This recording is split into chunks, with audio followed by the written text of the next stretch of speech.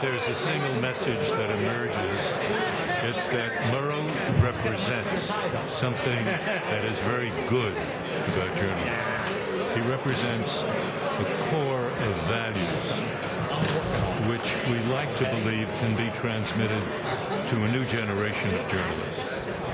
And that is one of the reasons I said at the very end, are there Murrows here in the audience? Are there young people who use this new technology and who are good, honest, fearless journalists? And if they are, we want you to stand up because, as I said, this is your time. So let us see what's going on. And I think overall it will be marvelous to see more and more journalists of that sort.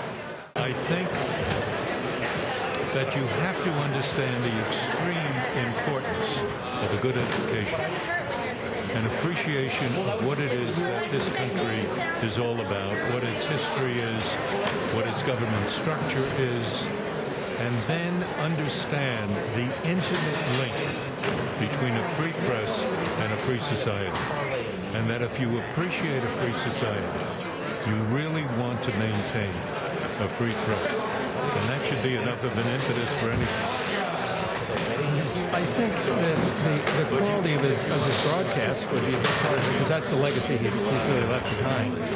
He didn't leave behind a lot of writing separate from the broadcast. So he doesn't have there are books of broadcast, but there's no other book, for instance, that you can refer to of his. I think the most startling thing that he left behind really was the kind of stuff he got to cover in some ways. It was such an amazing time. It's an amazing time today, too. And I think it just came out in the panel that there's so many outlets, so much coverage of so many different things. It's going to be really hard to identify the sterling work.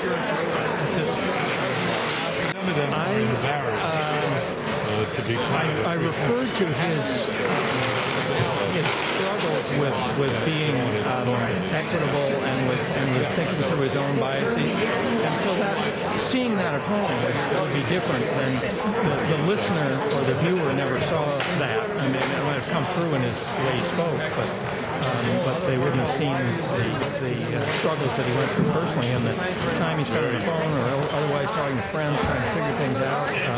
The time that they took to make decisions about programs is pretty interesting compared to today too, because they'd go for months with a program until they felt they had the video that they wanted, obviously, but also the storyline that really worked for people. Well, from a family point of view, it's a great honor that it happens, of course, but from the point of view of an organization, I think it's wonderful that the organization continues to celebrate wonderful people who represented his high ideals in the past, and that could be my dad or it could be a lot of other folks too.